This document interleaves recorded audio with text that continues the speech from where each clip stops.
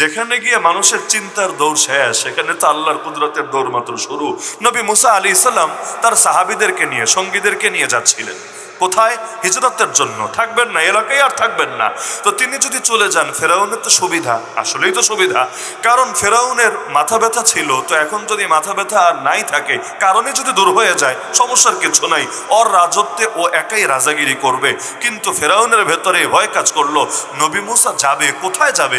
সেখানে গিয়ে যদি দল তৈরি করে 2 দিন পর এসে যদি ওর গর্দান চেপে ধরে, তখন আর কি হবে? এজন্য বাহিনী নিয়ে বলল, চল ওদেরকে ধরতে হবে, ওদেরকে মারতে হবে। তো নবী মুসা আলাইহিস সালাম তার সঙ্গীদেরকে নিয়ে যাচ্ছিলেন, যাদের মধ্যে জাদুঘররাও আছে, যারা এই কিছুক্ষণ আগে কালেমা পড়ে মুসলমান হয়েছে। যাচ্ছেন যাচ্ছেন যাচ্ছেন, হঠাৎ গিয়ে দেখেন সামনে তো বিশাল সমুদ্র, এদিকে পেছনে হাজির ফেরাউনের বাহিনী, সামনে সমুদ্র, পেছনে ফেরাউনের বাহিনী। এখন যাবেন কোথায়?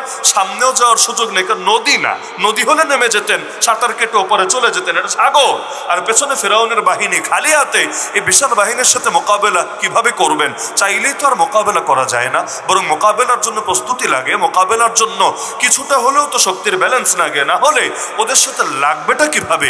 নবী মুসা আলাইহিস সালামের সাহাবী যারা ছিলেন, তারা পর্যন্ত বলে উঠলেন, আল্লাহ শুনিয়েছেন, ক্বালা আসহাবু মূসা ইন্না লামুদরাকুন। নবী মুসা সাহাবীরা বলে উঠলেন, নিশ্চয়ই আমরা গ্রেফতার হয়েই গেলাম। যেটা বাস্তব দেখতে পাচ্ছে সেটাই বলছে, নিশ্চয়ই আমরা গ্রেফতার হয়ে গেলাম। নবী মুসা কি জবাব দিয়েছেন জানেন? আল্লাহ শোনাচ্ছেন, কালা, তিনি বললেন, কাল্লা, কিছুতেই হতেই পারে না, ইন্না মাইয়া রাব্বি, ইন্না মাইয়া রাব্বি সায়াহদিন, নিশ্চয়ই আমার সাথে আমার রব আছে, তিনি আমাকে পথ দেখাবেই দেখাবে। কিভাবে দেখাবে এটা নবীও জানে না, উম্মতও জানে না, কেউ জানে না, কিন্তু এটা জানেন আল্লাহ যারে হেফাজত করেন, পৃথিবীর কেউ তার একটা চুলও বাঁকা করতে পারে না।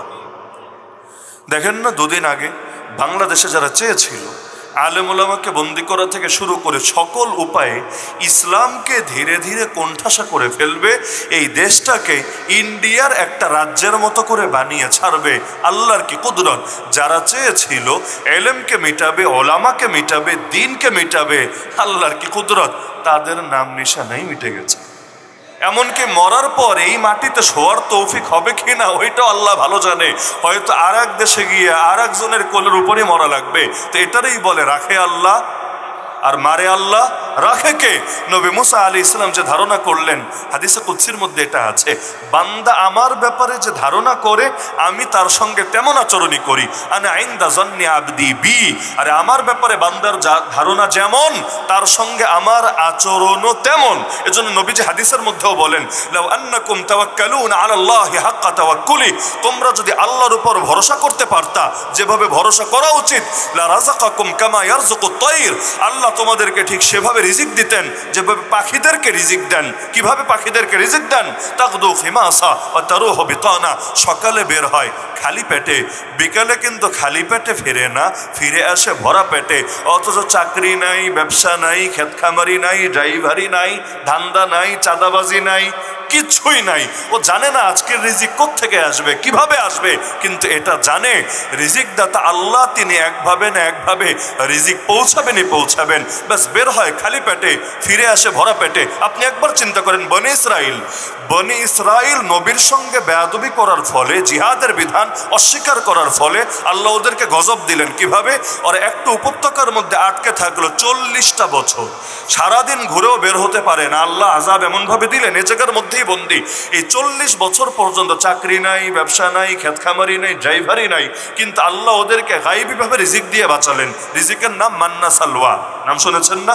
মান্না সালওয়া খাইয়ে আল্লাহ পাপিষ্ঠদেরকে, এই গজবে আক্রান্ত ব্যক্তিদেরকে 40 বছর বাঁচালেন। তো যেই আল্লাহ গজবে আক্রান্ত ব্যক্তিদেরকে মান্না সালওয়া খাওয়া বাঁচাতে পারেন, ওই আল্লাহ আমাদের মতো আর যাই হোক অন্তত এখন গজবে আক্রান্ত না এই মানুষগুলোরে খাওয়াতে পারেন না?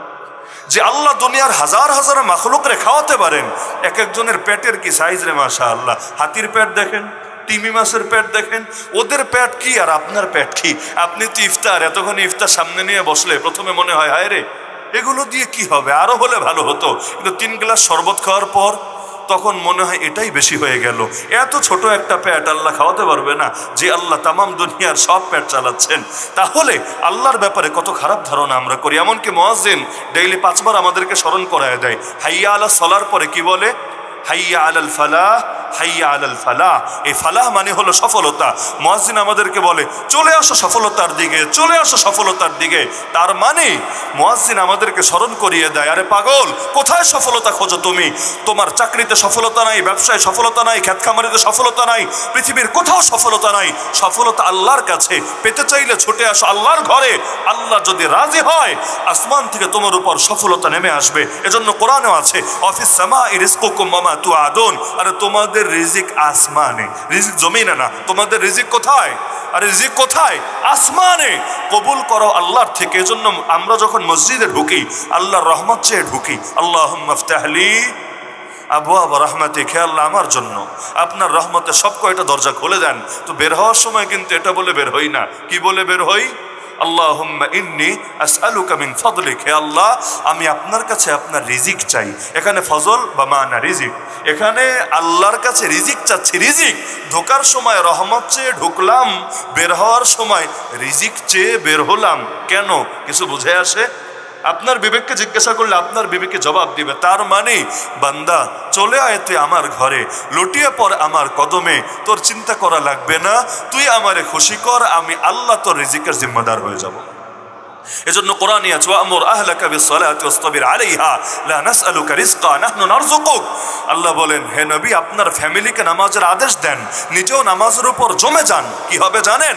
আমি রিজিক চাইবো না আপনার কাছে, এই নামাজকে আঁকড়ে ধরেন, আমি রিজিক দিব আপনাকে, আমি রিজিক দিব আপনাকে।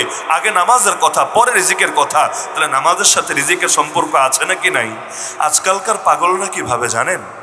দুনিয়ার মধ্যে রাস্তাঘাট বানালে, কিছু কাজ কারবার করলেই মনে হয় দুনিয়ায় উন্নতি হয়ে যায়। অথচ তারা জানে না উন্নতির মালিককে, বরকতের মালিককে।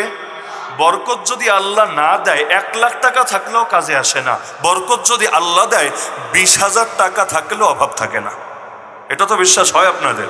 আল্লাহ যদি বরকত দেয়, অল্প কামাই দিয়েও আলহামদুলিল্লাহ জীবন শান্তিতে চলে যায়। এই ওলামায়ে কেরামকে দেখেন, এদের চাইতে কম উপার্জনের মানুষ বাংলাদেশে কে আছে দেখেন? কিন্তু আমি এটা গ্যারান্টি দিয়ে বলতে পারবো, এদের চাইতে বেশি শান্তিতে বাংলাদেশে কে আছে সেইটাও দেখেন। ইনকাম কম হতে পারে, তো শান্তি দিয়েছেন কে? কিভাবে দিয়েছেন? আল্লাহ তাআলা বরকত যখন দেন জিনিসটা এমনই হয়। বরকত মানে খালি পরিমাণে বাড়ানা। আমরা খাবারের প্লেট সামনে নিয়ে বরকতের দোয়া করি না? বিসমিল্লাহি ওয়া আলা বারাকাতিল্লাহ। খাবার সামনে আসলে এই দোয়া তো আগে পড়ি নাকি? বিসমিল্লাহি ওয়া আলা বারাকাতিল্লাহ। আল্লাহর নামে, আল্লাহর দেওয়া বরকতের উপরে। জীবনে দেখেছেন এই দোয়া পড়লে প্লেট লম্বা হয়ে যায়, অথবা আসমান থেকে অথবা মাটি থেকে নতুন আর একটা প্লেট চলে আসে?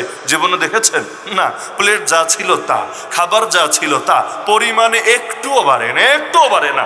লেকিন আল্লাহ তাআলা যদি দোয়ারে কবুল করে, যেটা আছে এটা দিয়ে আলহামদুলিল্লাহ চাহিদা মিটে যায়, রোগ ব্যাধি দূর হয়ে যায়, এবং আল্লাহ তাআলা যত ধরনের কল্যাণ সম্ভব সেটা আল্লাহ তাআলা দিয়ে দেয়। তাহলে বরকতের মালিককে? আরে বরকতের মালিককে। এজন্য জমিনে জুলুম থাকলে বরকত থাকে না, আর জুলুম যদি কমে যায় আল্লাহ বরকত দিয়ে দেয়। তাহলে আজকের বাংলাদেশ দেখেন আর 7 মাস আগের বাংলাদেশ দেখেন। এই যে আজকের বাংলাদেশে আল্লাহ যে সব লাইনে বরকত দিচ্ছে, দেশের রিজার্ভ 7 বিলিয়ন বেড়ে গিয়েছে। তারপর প্রতিটা লাইনে, এই যে রমজান মাস চলে গেল, কারেন্ট কম গেছে না? কারেন্ট কম গেছে না? তুলনামূলক জিনিসপত্রের দাম আগের বছরের চাইতে কম ছিল না? আপনি বলতে পারেন এটা অমুকের কৃতিত্ব, তমুকের কৃতিত্ব, তমুকের কৃতিত্ব, কিন্তু বাস্তবতা কি জানেন? আসল কৃতিত্ব কার? আলহামদুলিল্লাহি রাব্বিল আলামিন। সমস্ত কৃতিত্ব আল্লাহর। কারণ উপর থেকে ফয়সালা যদি না হয়, এমন মুসিবত লেগে থাকে। এই যে আমাদের পাশে থাইল্যান্ডে, আমাদের পাশে মিয়ানমারে এমন ভয়াবহ ভূমিকম্প হলো, কয়েক লক্ষ মানুষ ইতিমধ্যে রাস্তায়, যাদের থাকার ঘরও নাই, শেষ। এমন এক ভূমিকম্প হয়ে গেল। আল্লাহ যদি ওই ভূমিকম্প আমাদেরকে দিত, তাহলে জিনিসপত্রের দাম খুব কমতো, তাই না? আল্লাহ যদি ভূমিকম্প আমাদের রিজার্ভের টাকা অনেক বাড়তো, তাই না? এই যে আল্লাহ আমাদেরকে ভালো রেখেছেন, নিরাপদে রেখেছেন, শান্তিতে রেখেছেন, এটা কি তার দয়া না, তার মায়া না? তাহলে সবকিছু কার নিয়ন্ত্রণে? আল্লাহু লা ইলাহা ইল্লা হুয়াল হাইয়ুল কাইয়ুম। এজন্য আয়াতুল কুরসিতে আমরা ঘোষণা দিই আল্লাহ হলেন কাইয়ুম। কাইয়ুম অর্থ হলো যিনি সব কিছু নিয়ন্ত্রণ করেন, আসমান, জমিন, গ্রহ, নক্ষত্র, চাঁদ, সূর্য, কুল কায়নাত যিনি নিয়ন্ত্রণ করেন তারে কাইয়ুম বলে। এজন্য কোনো মানুষকে কাইয়ুম বলা যায় না, মানুষকে আব্দুল কাইয়ুম বলা যায়, কাইয়ুমের বান্দা, কাইয়ুমের গোলাম। কাইয়ুম একজনই, তিনি কে? আল্লাহ।